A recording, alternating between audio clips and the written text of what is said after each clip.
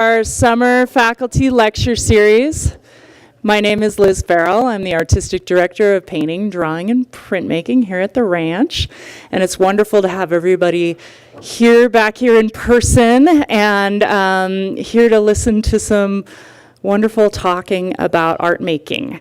And before we begin, I'd like to ask everybody to please silence your cell phones. And I'm going to be introducing two artists tonight. And we're going to hear from both of them, and we're going to hold questions until the end. When they're done, we will have a Q&A. So think of your questions, keep them in mind, and don't be shy. And we will actually have microphones that we will be bringing around. So when you have a question, you'll raise your hand, and we'll bring you a microphone, and then we'll have one for the faculty as well. So we shall begin. It is an honor and a pleasure to introduce Virgil Ortiz.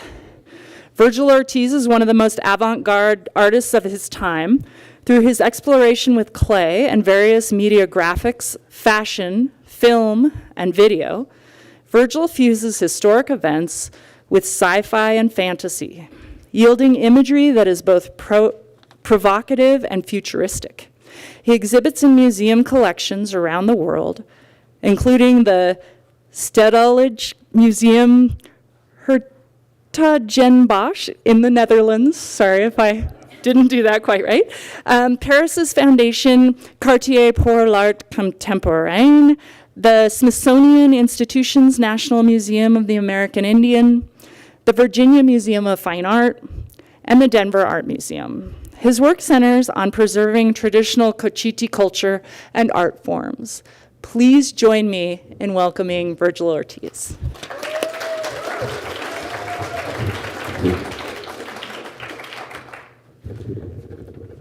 I don't know how to pronounce that name either. Thanks for everybody for coming and showing up. I just want to say thank you to Anderson Ranch for giving me this opportunity to be here with everybody. So awesome to be amongst all these artists and all the creative people here. It's really been an awesome time. Cool. I'll give you a quick backstory of why I feel I'm here on this earth and what my job is to do. I'm from Cochiti Pueblo, New Mexico. Cochiti is located between Santa Fe and Albuquerque in New Mexico, and I was born into a family of potters. So we're all traditional potters on our mother's side, Severino Ortiz. So I grew up the youngest of 6 kids, and growing up, our mother would always be creating with clay on a daily basis, and I had no idea it was art that our family was making. So it was just kind of funny to come back every day after school. Instead of going out and play, I'd go and draw or either work with the clay. So we use traditional methods and materials, meaning that we go dig our own clay, make all our own paints. We fire using wild spinach paint and also cow manure, and we use aspen and cedar wood for our fuel. So another reason that I feel that I'm here is to make sure that educate globally about the 1680 Pueblo Revolt. Have you guys heard of that before? No?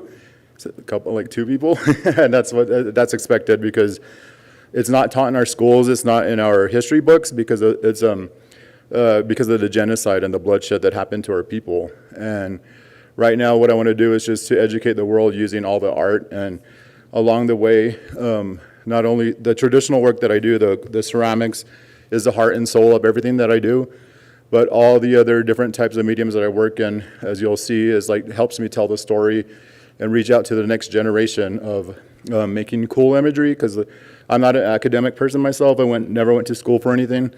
So my biggest influence, I was 6 years old, I think, when I seen the first Star Wars movie when it first came out, and that really stuck with me. So I was into sci-fi and Star Trek and Battlestar Galactica. You guys probably remember all those.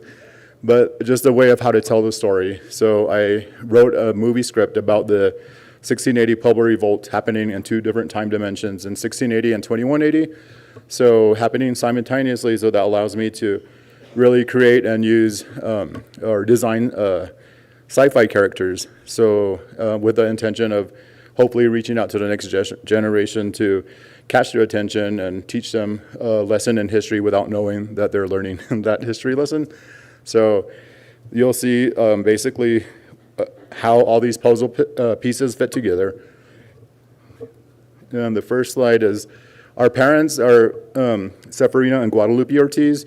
Our dad was a drum maker. Our mom, like I said, was a traditional Pueblo potter, and we lost both to cancer, and our mom took off in 2007, our dad in 2015. And Cochiti Pueblo pottery is a dying art form just because of the time amount it takes to dedicate to go dig the clay, make all the paint, and it takes us a whole year to prepare all the materials that we use. And I'm trying really hard to make sure that, even though like I was born in a family of masters of potters, but there's other families that do it as well. And now that they've grown, they have their own families and moved off the Pueblo. So it's like really hard to really dedicate that time to go dig the clay and all that. So some of my family members that are still continuing and working today and are in galleries and museums. So my nephews, Kyle, DJ, Harlan, Lisa, myself, our dad, one of our younger nieces, Dominique, and my two sisters, Janice and Joyce. A sample of when we go get all the materials, we have to hike up different places in Cochiti to go get the clay. The clay comes out of the earth. Before we dig it, we go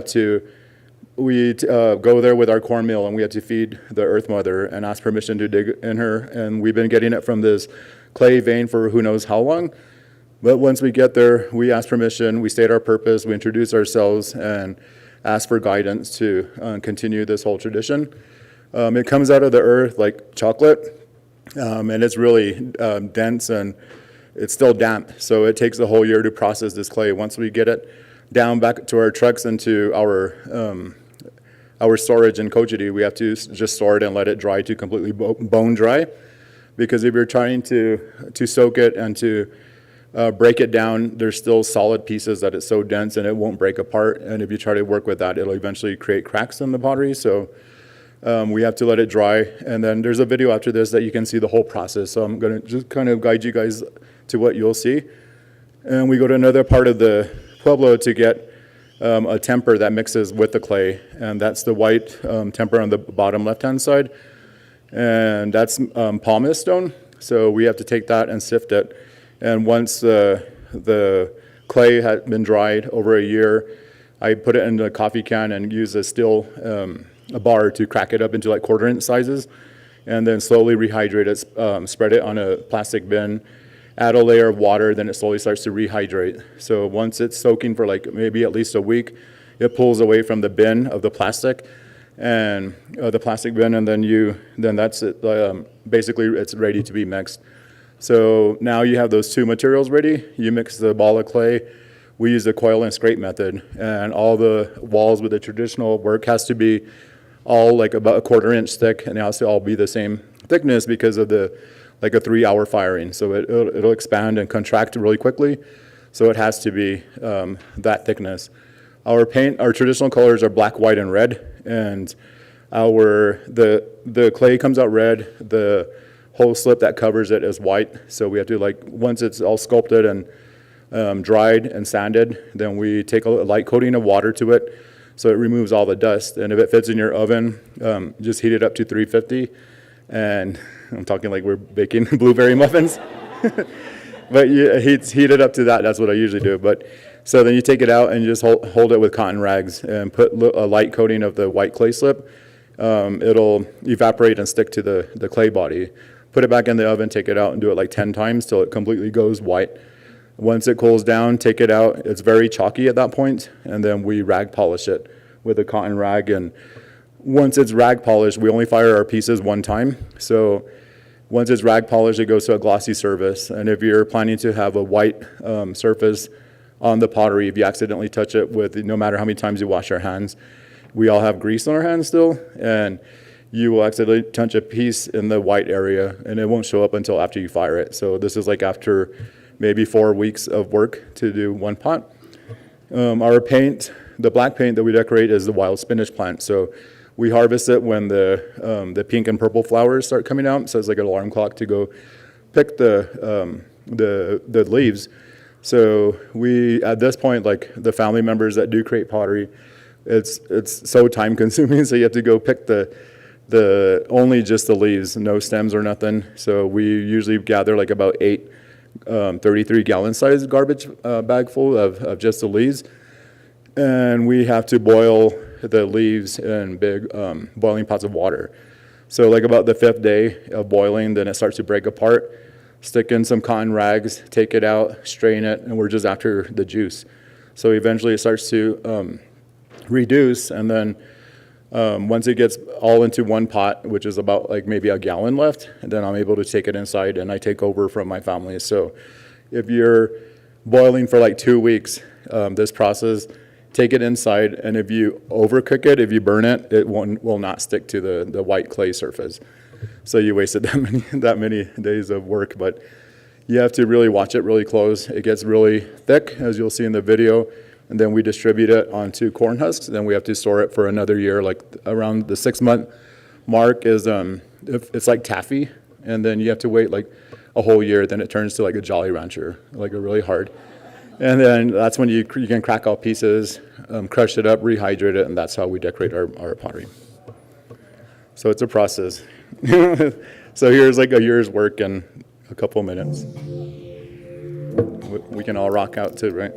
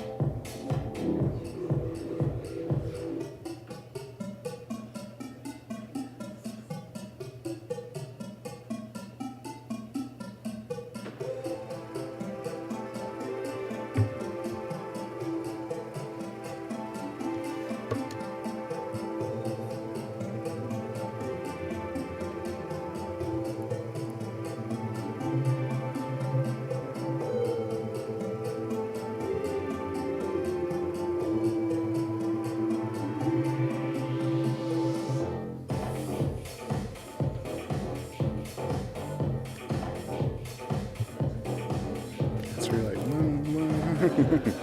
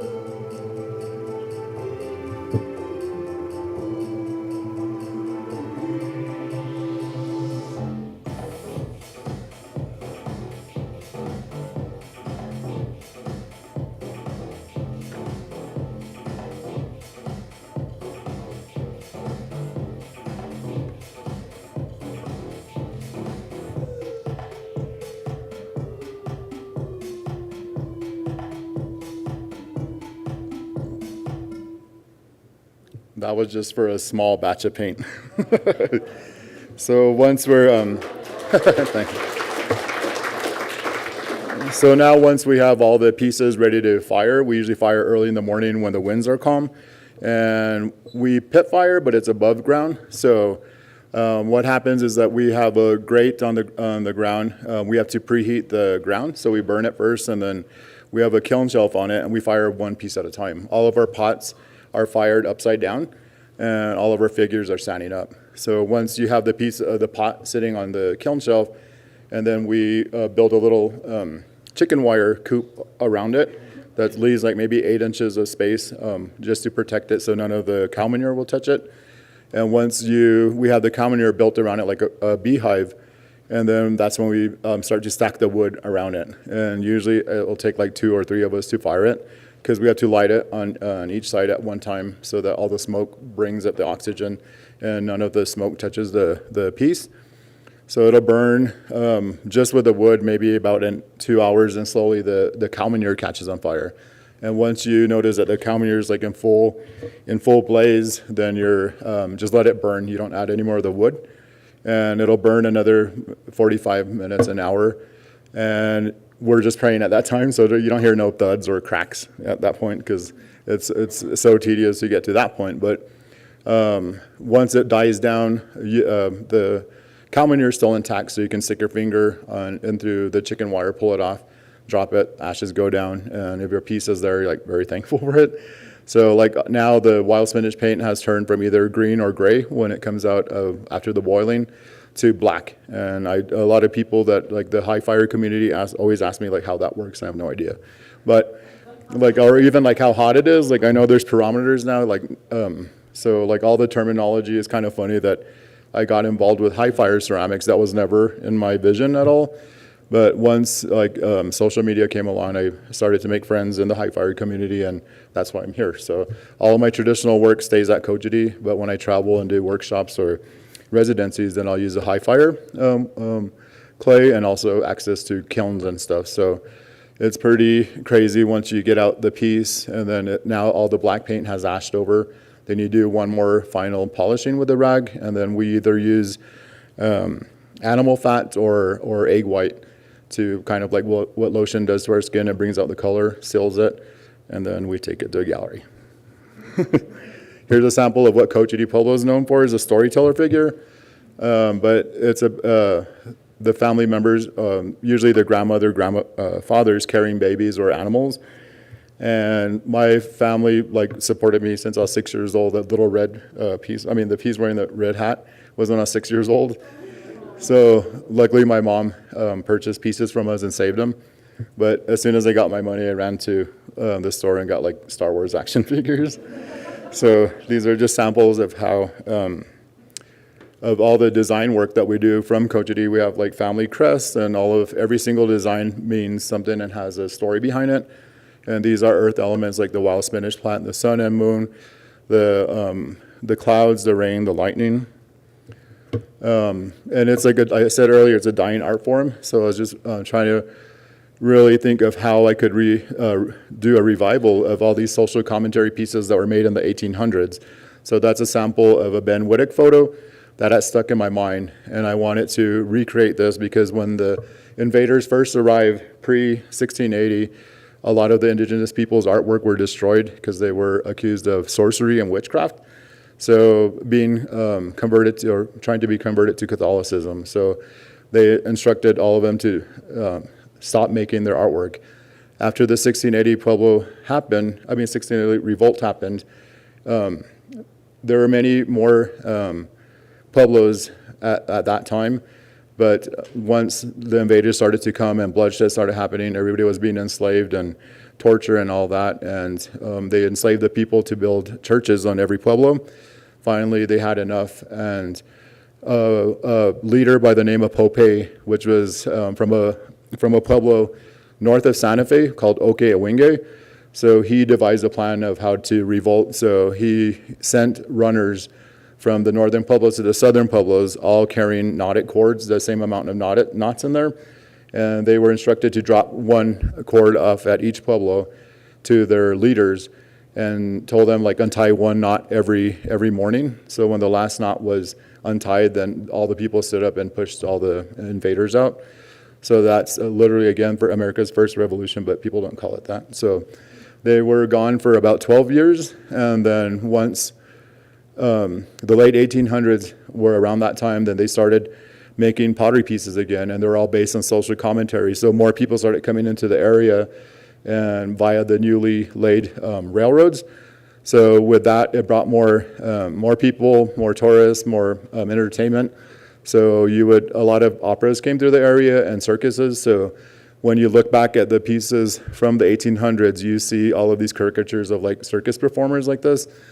And I had never seen this type of work because I was raised making the storytellers in jars. But there was a family friend that would come and buy pieces for his gallery. So he made buying trips to Cojity and the other pueblos, but he knew me since I was 6 years old. But when I was about 15, my pieces started to change from what I was taught, and they started to resemble people standing up. And like I guess I had an interest in fashion at a young age, like around 15, and started painting them completely different from what I was taught. And Robert Gallegos was his name, and he asked my parents to like bring me down to his showroom, which we had never been there before. Went there, and when we walked into his showroom, we literally flipped out because it turned out that he had the largest collection of historic Cojity figurative pottery, and all of my pieces looked exactly like them without seeing them. So my parents like yanked me out of the house, and they said like, we never taught you this, we never knew they existed. So we want you to know that the clay is talking to you and through you. So remember this day; it's a special day. So we went back in, and our family friend Robert just said, you guys have access and resources to come check it out and look at all these pieces if you want to study them. So at that age, at 15, I dedicated my life to clay. So I took this photograph and I told my family members, pick one piece and we're going to revive the size, the whole social commentary behind it. We recreated this, and I had visited Prague, and I took the picture of the Charles Bridge, which reminded me of the canvas background. And we matched the sizes, which were almost 3 feet tall. And Cojity had lost that size of making the figurative pottery too. So my nephews and I like hauled in dirt to one of my rooms and a fake bear rug, and we had them all tied up with fishing line. It was kind of scary because they're like this big, so we're trying to balance them. But I got the shot, photoshopped the backdrop out, and we recreated that. So the Cartier Foundation in Paris purchased them as a group, so that they reside there now in their permanent collection. So that was cool to be a part of that with my family. This is so awesome. So again, talking about the social commentary. So now what happened to all the pieces that were destroyed, right? So I wanted to give voice back to the clay. So now I use it. The only thing that has changed is time and like the hot topics or political, any topics. So this is one pot from different angles, and it was just talking about the political situation. And I made this as a prediction pot, and it was happening in November is when I finished this pot, but it was talking about the Dakota Access Pipeline when all the oil pipelines were happening. So I painted a politician riding the pipelines and holding his bundles of cash, but not knowing the snakes were coming back to bite him. And they infiltrated his body, ate him from the inside out, all the fracking, and then you flip the pot more. So I had predicted like there would be a huge protest, which was the Women's March. And that's why you see all the hands rising up, and that's what the pot is called. And I gave the honor of a woman's hand to take this politician out. Here's another one called Cyberbully, and he's sitting on the can tweeting at 5 a.m. So that was another prediction of what he has a Twitter stamp on his backside. And then this one for the LGBTQ community, and this one's called Hate is a Drag. And yeah, happy Pride. Again, going and traveling to different cities. When I was like 18, I was able to get into underground clubs, so I seen all the go-go dancers and everything, and I started getting into like leather and latex fashion, so that's what this represents. Then it started to cross over into my fashion and into my leather accessories, dressing up my friends and body painting them, letting life inspire the artwork and vice versa. And then I started just working with as many mediums as I could. So there's a jewelry collection that I designed for the Smithsonian, and you see how all of the pottery designs elements are adapting to different types of artwork.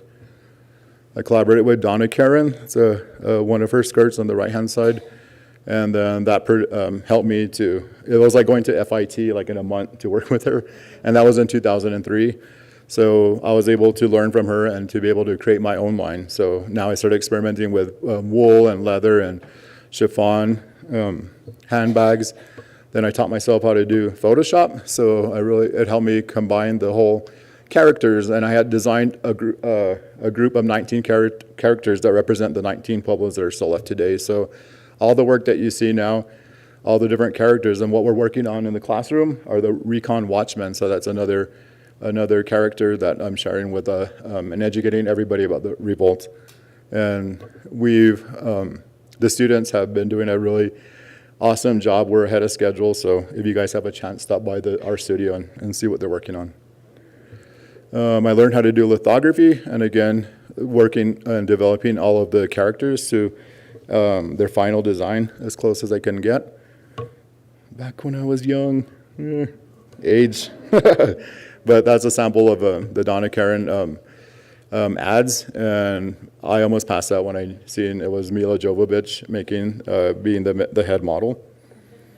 Then we started doing home interiors and all that, so it was pretty crazy to see like all the fashion magazines having them on their covers and stuff. Insane. Then it led to hospitality design. I started working with a company out of Las Vegas, Nevada, and they're called Project Dynamics. So they design and they rebuild hotels, revamp them, and they asked me, they said, design what you would see in a high-end suite in a high-end hotel. And I was like, what does that mean? Like carpet, wallpaper, the bed, the chairs, the mirrors, the seats, everything, and wallpaper. So I said, okay, I'll do it. So that's what that turned out. So it was really awesome too. Also, like the students I work with, I always tell them not to no more imaginary hurdles, because that's like our self-doubt. So no matter what medium you're studying, always try whatever else you can, because it's always going to eventually roll into what you're doing. Glass came about at the Corning Museum of Glass in New York, samples of that, combining it with ceramics, the toppers. And again, the Pueblo Revolt is like how to educate people, what happened to our people, what will capture the next generation attention. It's like, okay, movie script. So now I wanted to have the heroine as a woman for women empowerment, and she's the leader of the Blind Archers. So she's one of the first characters that I created in the whole movie scene. And then more body painting, photography, designing them, how in case we approach a big company, I want to keep their integrity of how I designed them and how they look. Playing with Photoshop again, developing them as much as I can. Venusian soldiers, and showing again like how the clay would inspire life and vice versa. Then it started to get these images, like the graphic images, onto the traditional pottery. More samples of that, getting the model photographed and then onto the clay. And her name is Ta'u, leader of the Blind Archers. Ta'u means it's what the granddaughters and the grandmothers call each other on a daily basis. So like when we still don't have ceremonies because of COVID, but when you're around like all the women of the tribes, that's all you hear is like Ta'u, Ta'u, Ta'u. It's really cool, but that's her name. Some more samples of the characters. Then I had the chance to go work at Wright's Ranch when COVID hit. I was teaching at ASU, but I never thought I'd work with this type of wood fire anagama clay. So what it really relies on is texture to get the design work. When I was raised on painting fine designs on smooth surfaces, so I really went to town and tried to really develop this line, and it just helped me again capture their images in clay. Where's Teddy? Is he here? Oh, there you are. Dude, this is the one I was telling you about. Like every place I go, have a workshop or a residency, I always said a prayer, and even the first person that I talked to that I would collaborate with, and it was Teddy working outside. So I was like, dude, you're a sculptor. I need another sculptor. Let's go collaborate. So hopefully that comes to fruition. Yeah. So, yeah. And then these works came out of the Archie Bray when I was up there. We went at the end of August through the beginning of November. So all the other resident artists up there, I wanted to really collaborate with them and just really teach each other, learn each other, and like even the students always teach me a lot more, whoever I'm working with. June Kaneko blew my mind. I was able to go have dinner with him and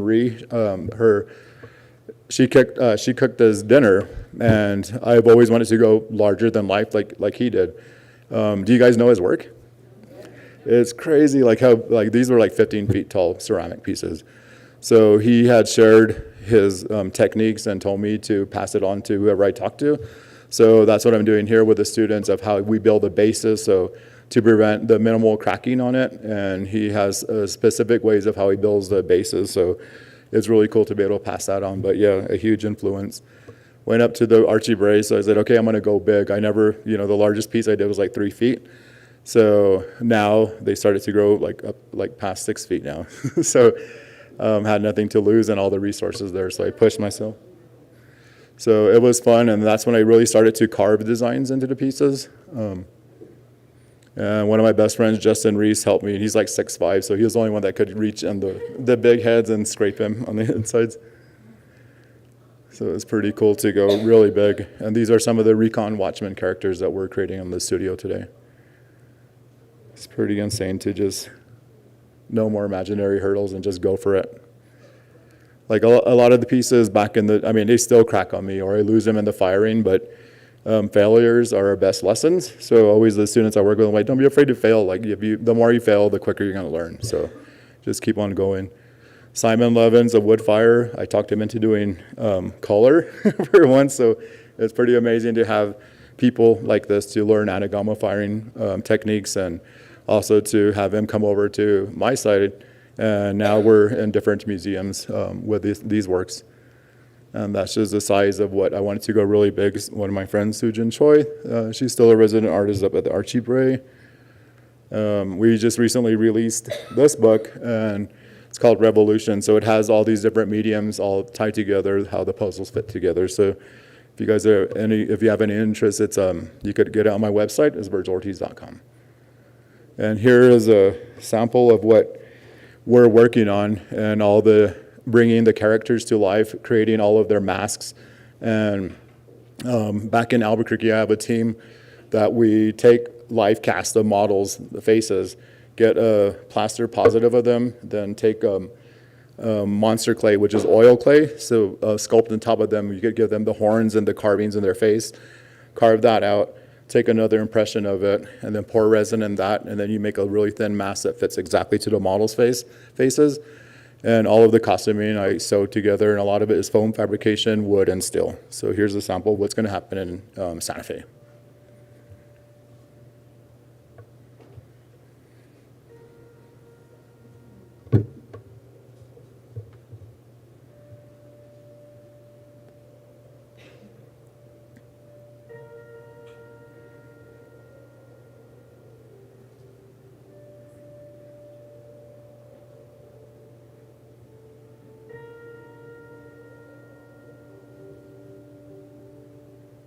That's it.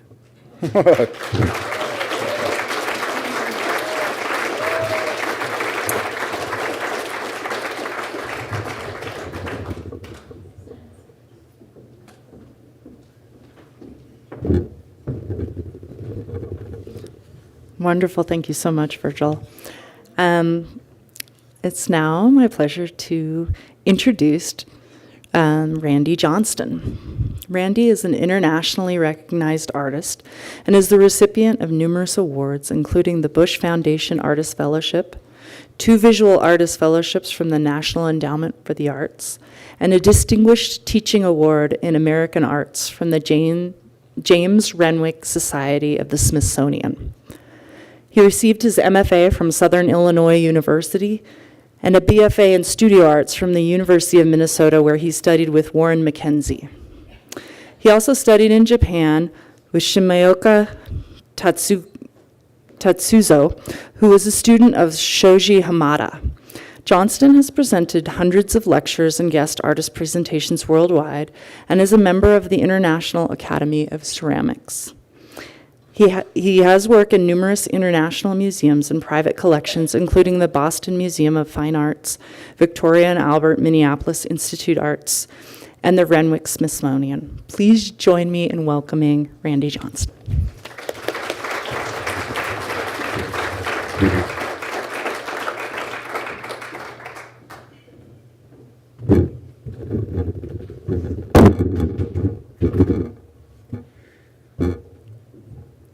a tough act to follow, Virgil. It's just so beautiful to see that. And, you know, you always think about the word tradition, and tradition lives on by it being freely used. And what a credit to your people. So thank you. Yeah.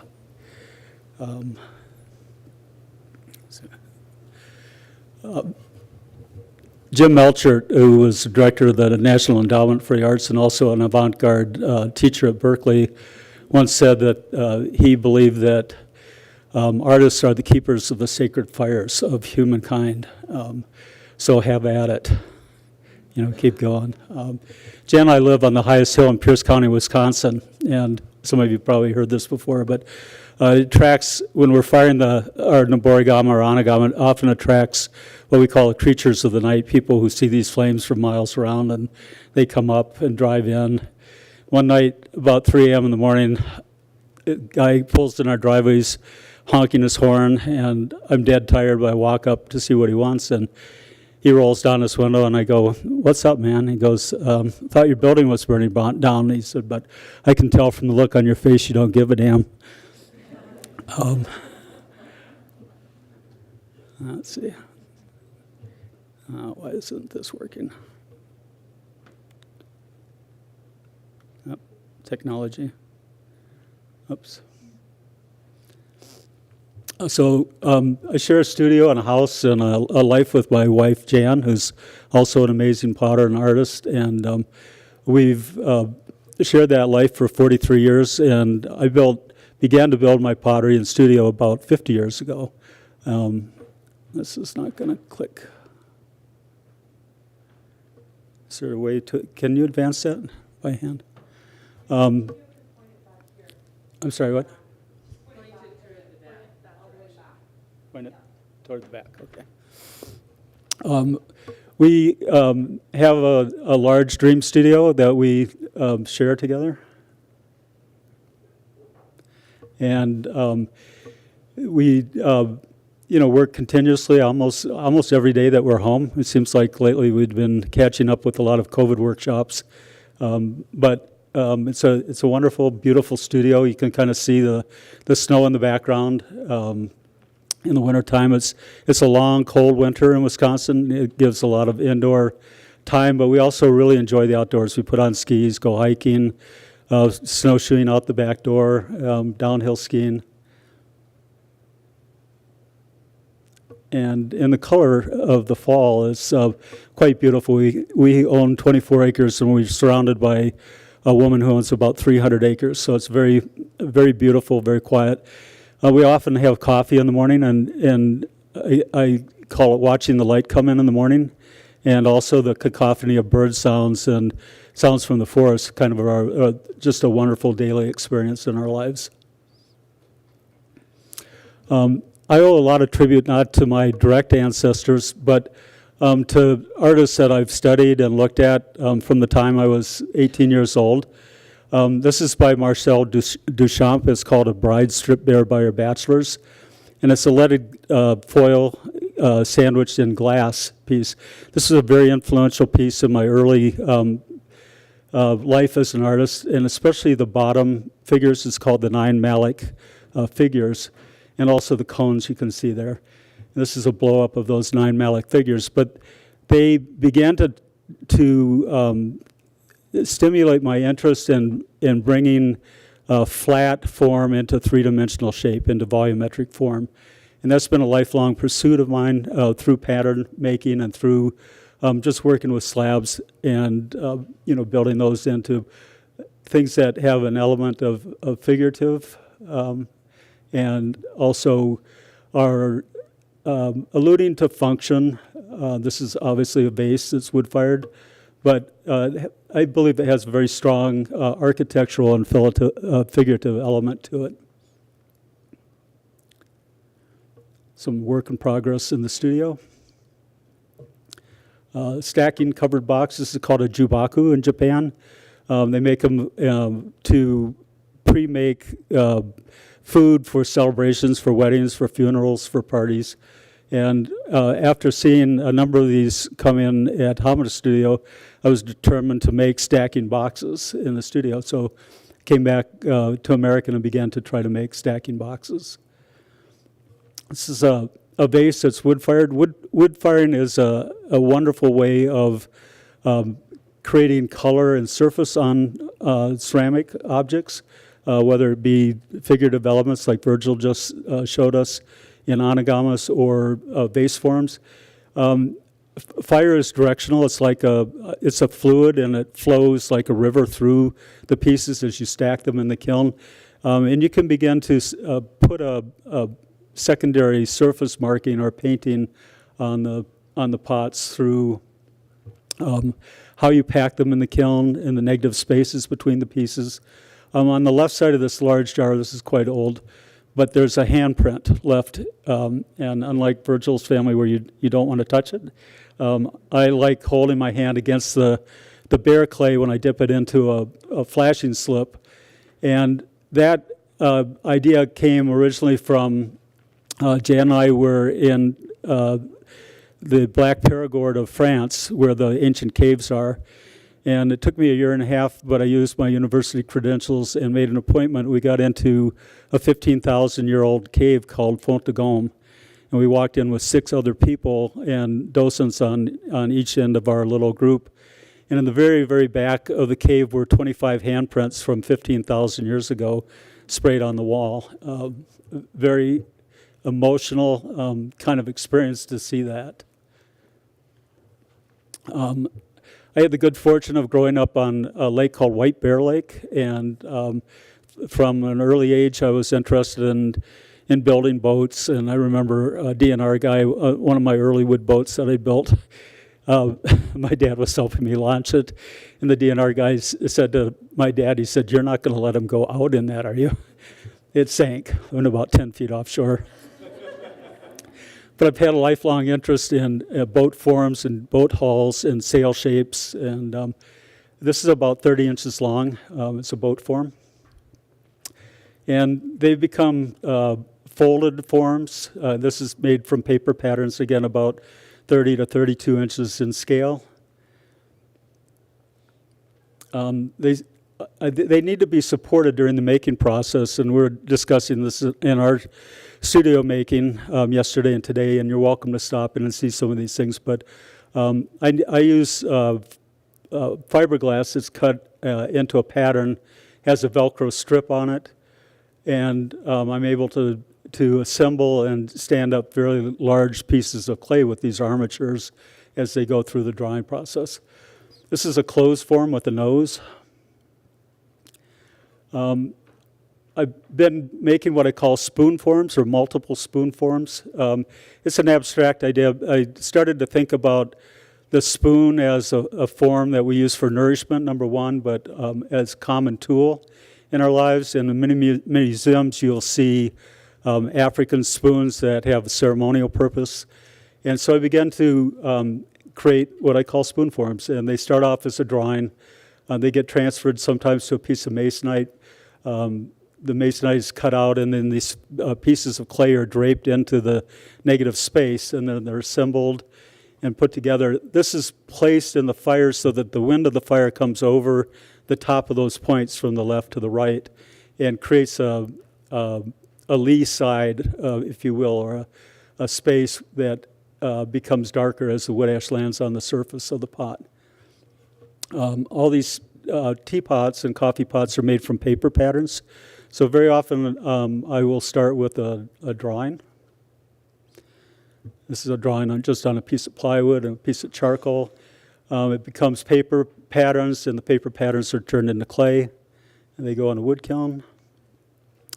I was very influenced by a form in Japan called a tetsu bean. Tetsu means iron, bean means thing.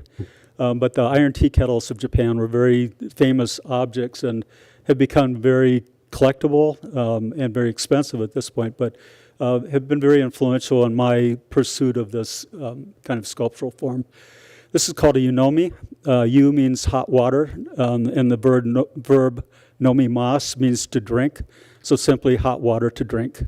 And it's a standard kind of cup that doesn't have a handle on it. People share, hot tea in the wintertime, and Jan and I often use these with ice and a glass of Jameson.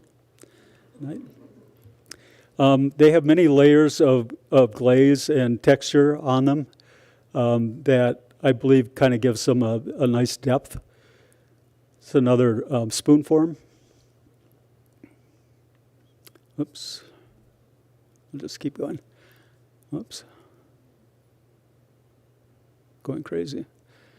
I developed a copper glaze back in 1990. I was teaching at the Kansas City Art Institute, and I had done a lot of bronze casting and iron casting in graduate school. And in Kansas City, I didn't have a wood kiln or a salt kiln, and I was able to come back in contact with bronze pieces at the Nelson Museum, the Nelson Atkins Museum, and thought about casting my pieces in bronze, but I decided that it was much quicker to make them in clay and try to find a bronze-like surface. So that was how this glaze was developed. Jan and I have two large wood kilns. This is the first chamber of a kiln called Noborigama. Nobori is the verb to climb. And the other kiln we have is called an anagama. Ana means hole, H-O-L-E. The door is 6 foot 3 inches high, to give you an idea of the size of this thing. And this chamber and the second chamber on up the hill hold about 800 to 1,000 pots. And we still fire it twice a year. We are back down to about firing it once a year. We have 15 people come and we share space for firing shifts. So we try to involve the community. People have come from all over the world to fire this kiln. I built it first in 1972. People came from South America, from Germany, from France, from Canada, to learn how to wood fire. Nobody was wood firing in America in 1972. And now I think we were just at a conference. There's probably about 1,000 wood fire kilns in America now. I developed this red slip and surface. It's a semi-vitreous glaze. I like human skin. I like bones. So this is a surface that I spent many years. I say I grew it out of one pot that was in the kiln. And I noticed the red flashing and spent years trying to figure out what caused it. I call this the little butt teapot. This is a very large bowl. This bowl does not have a traditional Japanese foot or Chinese foot. And it has a double rim and it has holes, and the holes aren't for macrame or anything. They're just holes that really don't quite go all the way through, but I was trying to explore spiritually the idea of interior and exterior space and that connection in life. And part of that kind of led me to start looking at holes in castle walls and how they're cut through, and they might be larger on one side and narrower on the other, and rough and torn edges. And the other thing that I was looking at that time, I came in contact when I was teaching at the university in 1978 of the American Indian Membris pottery from the Membris River in southwestern New Mexico. And when these pots were first being dug up, they thought that the workers were careless with the pickaxes and were punching holes through them and breaking them. And what the archaeologists and anthropologists began to understand was that this hole was physically and deliberately punched through to kill the spirit of the bowl. These bowls are tremendously complex figure-ground relationship paintings on a three-dimensional form. Many of them have animal and bird motifs, and many of them, a few of them have lots of them have geometry involved in them. And this is a little bit politically inappropriate, but it's this photograph was taken in 1928 by one of the excavators of the membranous holes. These bowls, I include this because they were found over the skulls or over the heart or over the abdomen, and they felt like the holes were a passageway for the spirit to enter into the afterlife. This is the only pot like this that exists. It's at the Weissman Museum at the University of Minnesota. They call it the penis pot, and I always joke that it's every man's dream to have an entourage of 3 people to have to carry him around. Oops. So go back. So this is a coffee pot with that slip, and the yellow is strictly oak wood ash that's falling on the pot, kind of like snow falling on cedars. This is a sushi plate. I was invited to give a workshop with making sushi plates, and I called Sarah Melfeld, who is the director of Northern Clayback, up, and I said, this is going to be the most boring workshop in the world to make a sushi plate. I said, let's get a sushi maker and a sake guy there, and everybody had to sign 2-hour waivers that they wouldn't drive for 2 hours after the workshop. But we had a 79-year-old sushi maker that had trained in Japan, and we prepared these. Had a wonderful meal amongst the group, and everybody had some great sake. I make boxes. I don't really care what people put in the boxes, and very often I include birds, just kind of as sentinel figures. Birds, to me, in one of the ancient caves, there's a bird on a staff standing over a person that's laying on the ground that's been shot by an arrow in the cave of Lascaux. And birds are communicators. They're very smart. They're very intelligent beings. And my mother loved birds, so these pots are somewhat a tribute to her.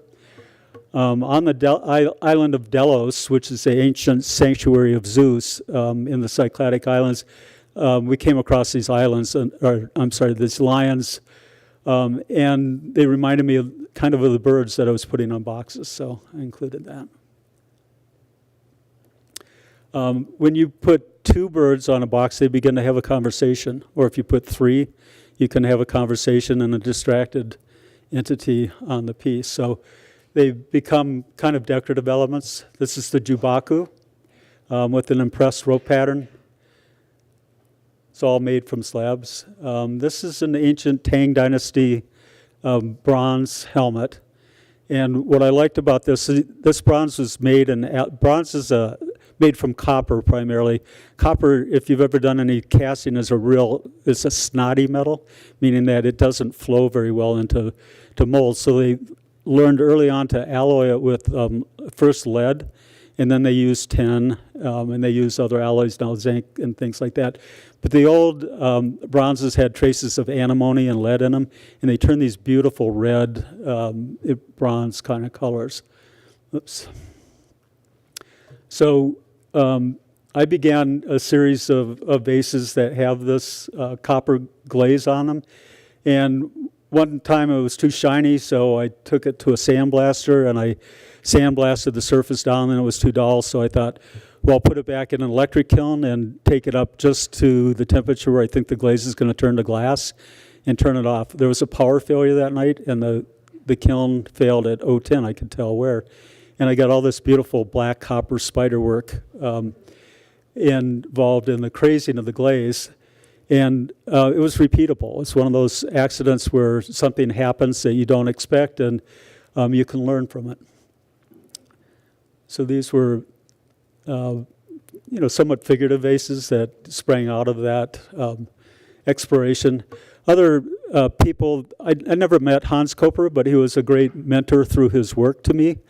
Hans was a Jewish refugee from Hitler, running to escape death, the death camps, and came to St. Ives, England. Some of you have been to St. Ives, but he was there with other Potter refugees like Lucy Ree. Henry Moore was there with Barbara Hepworth, a great sculptor. Ben Nicholson, a great painter. Everybody was escaping the bombings of London. History, unfortunately, repeats itself, doesn't it?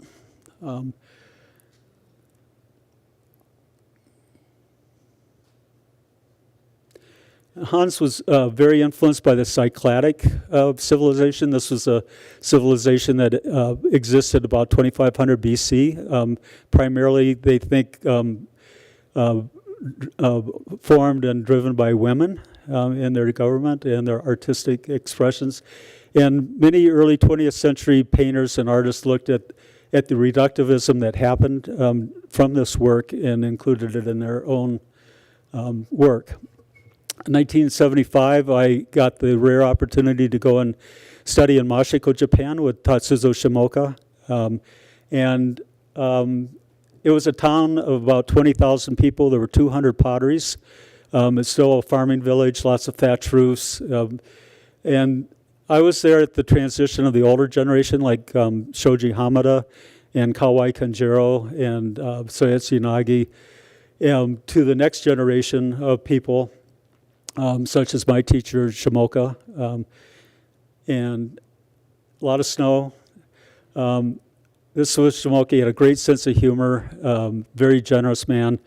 I got what I thought was the worst position in the world. I got to stir these glazes sitting right next to him, and I was 25 years old, and it's like, why don't you give me something important to do? But it was actually the best position. I got to see him decorate every piece, and had that responsibility. But I think I said something very stupid in Japanese to him. Here, oops.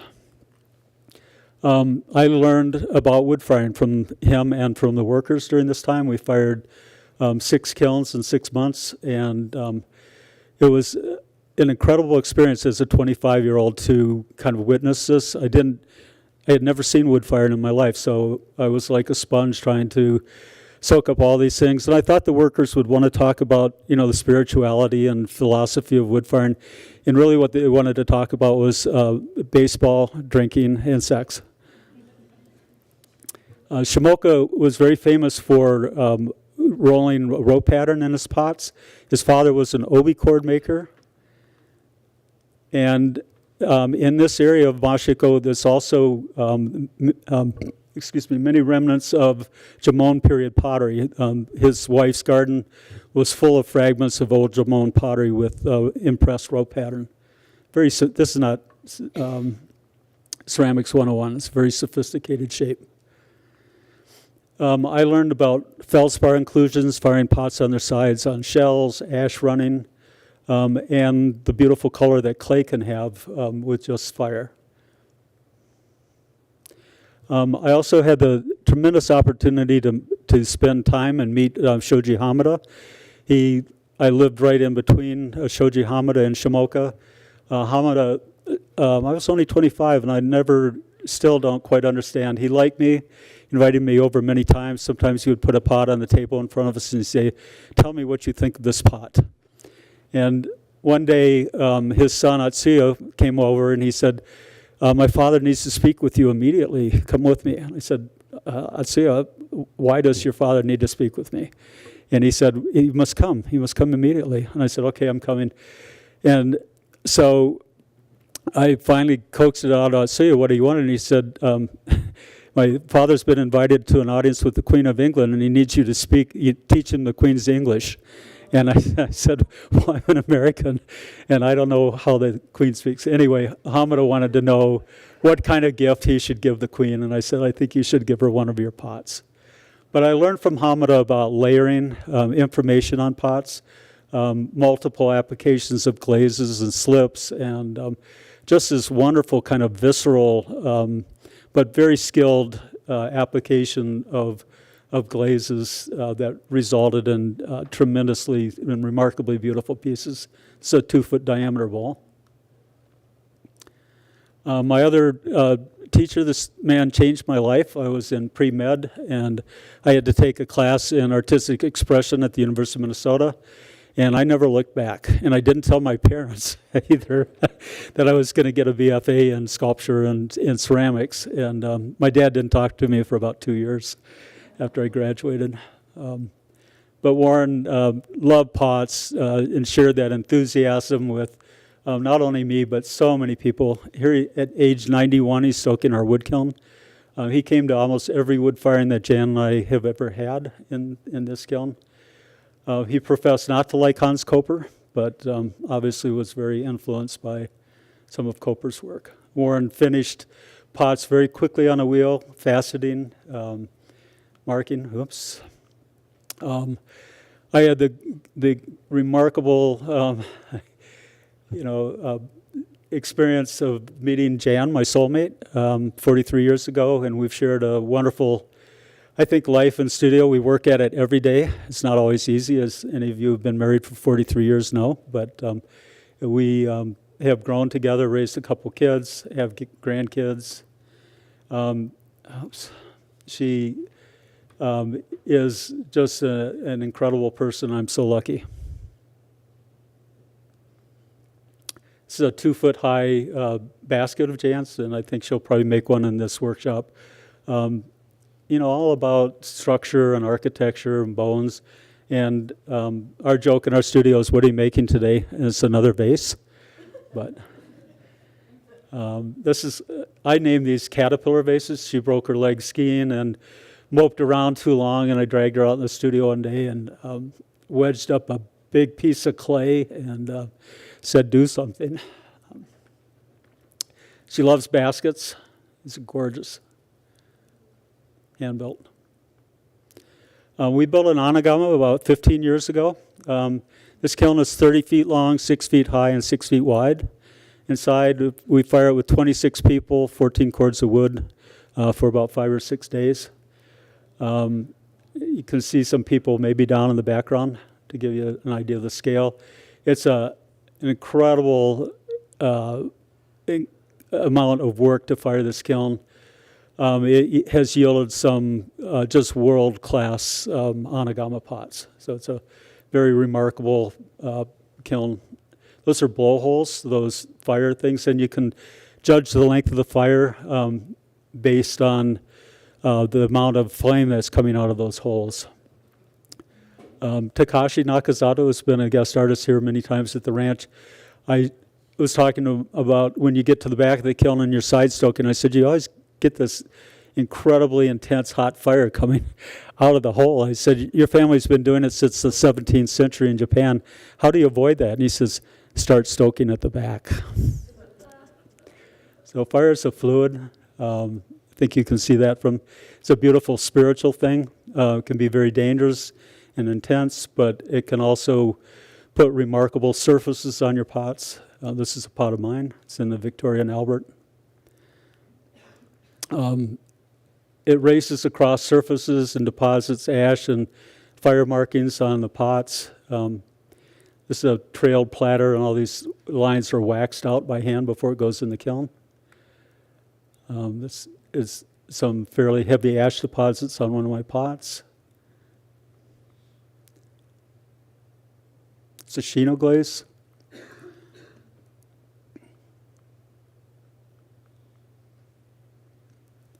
And the crackle Shino glaze.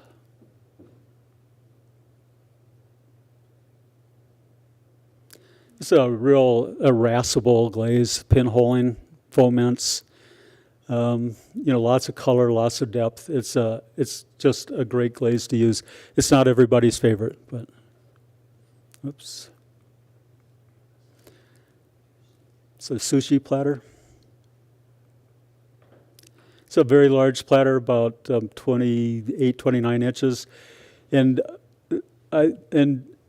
probably 50 years of firing, I've gotten 2 pots with this yellow ash on it. I don't really know what causes it, but it's a gift from the kiln when I get it, and I'll probably go to my grave. Hopefully I'll get another one before I go, but kind of beautiful surface.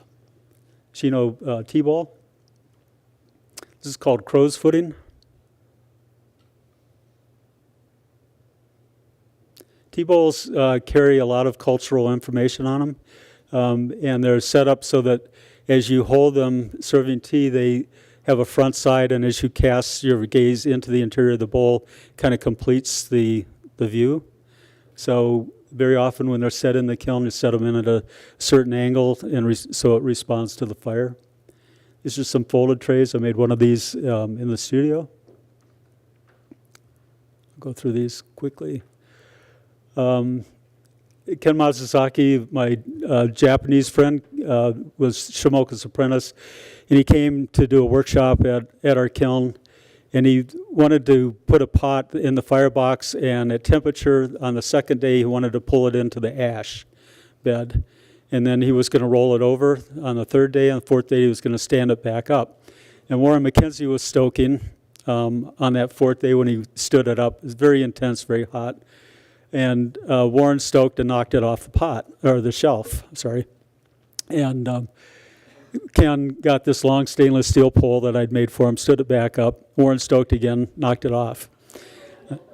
Stood it back up. Warren stoked again and knocked it off. And Ken came and whispered in my ear, he said, "We wait until Warren goes home."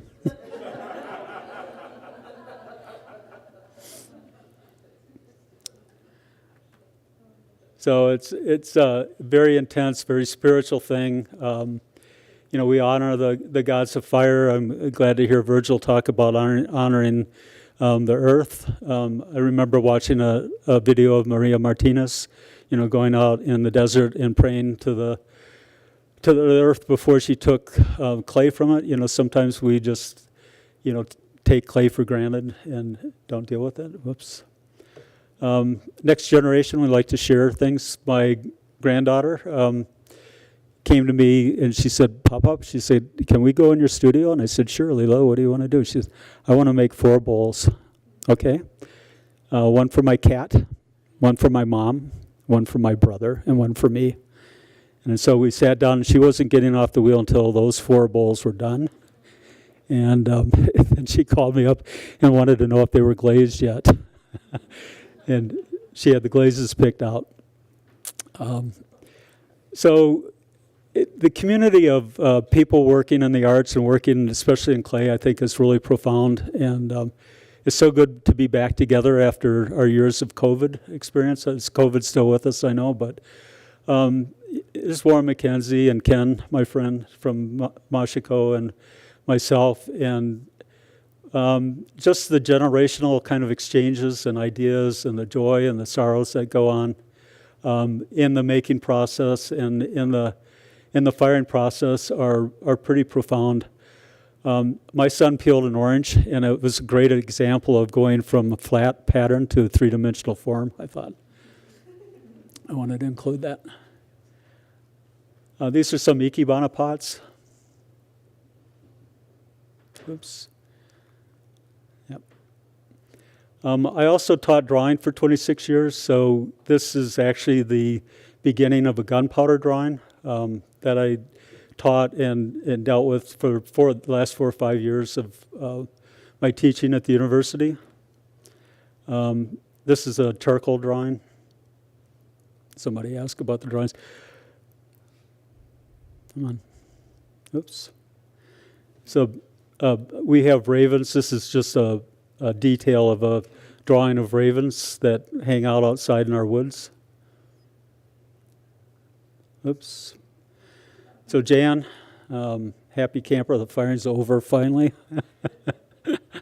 She's been muttering with my grandson, 4-year-old grandson, and I've had about enough of this, she says. But meeting friends like Chris Gusson. Chris and I taught an advanced mentorship program for 3 years here at the ranch and shared many stories and many nights of trying to figure out what we're going to teach the next day in the class and how the groups are responding. Thank you very much.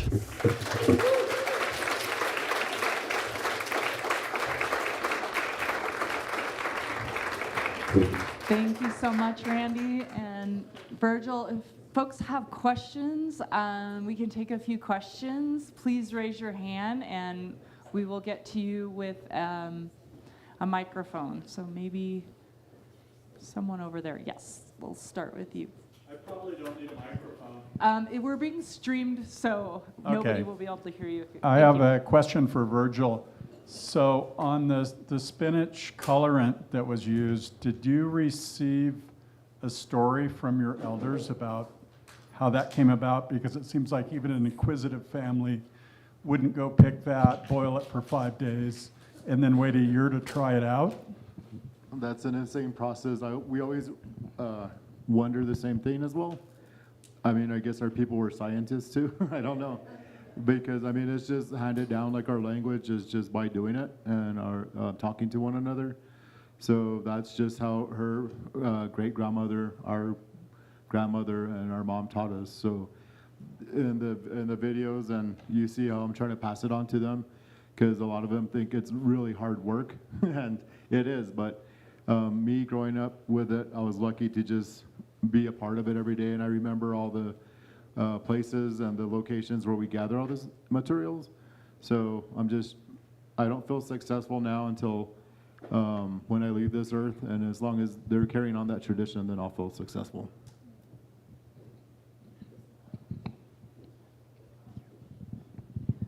Hi, this question's for Virgil. You added that white material to your clay. What does it do for the clay? It helps not to shrink it. It's crushed pumice stone, so that's gathered on another part of the Pueblo land. But it just helps because if you're trying to work with a clay, the pure clay, it's too pure and sticky, and you could never sculpt with it because of that reason. But so you have to add a temper to it, and I learned they call it grog now. So that is a temper that we use as the pumice stone.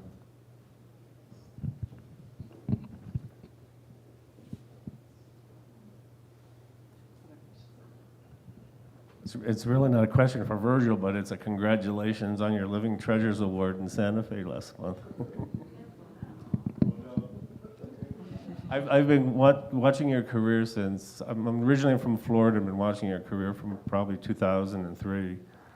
I have about 8 or 9 of your your little revolt masks that will go in the house that's being built somewhere, so I love your work. We appreciate it. It helps us teach everybody about what happened to our people. That's so good with the carpet. Thank you. I have a question for Randy. I was curious if you could speak a little bit about the relationship between your work and Jan's. Jan and I do not collaborate on our work. She has one end of the studio and I have the other end of the studio. There's actually a crack in the concrete, and the first day in the studio she said, "You see this crack in the floor?" And I said, "Yes." And I was going to tell her there's concrete that's cracked and there's concrete that will crack. And she said, "No." She said, "Do you see this line?" I said, "Yeah." And she said, "Don't cross it." We have a wonderful, we share clay body, we share kilns. We do not work on each other's work. And we offer critiquing of each other's work, but only if we're asked. So we don't go up and volunteer and start talking about the work just like, even if you like it. Or sometimes we say, "Hey, that's really a nice piece you're working on." But if she wants feedback, and it's really, I think, a remarkable experience to work in a studio setting with somebody you really respect. And you respect their ideas and their opinion. And that's something that doesn't happen to everybody, but we've shared that, and I think it's a great experience. And I think our work builds off of each other. We share, sometimes, there's crossover of ideas. I have a library that I will claim to be mine, but she reads in the books, and we have very common travel interests and experiences in museums and with other people. And I think, so there's a commonality to the spirit of the work that shows up in the work. Thank you so much. Is that everybody? Thank you, everybody, for coming.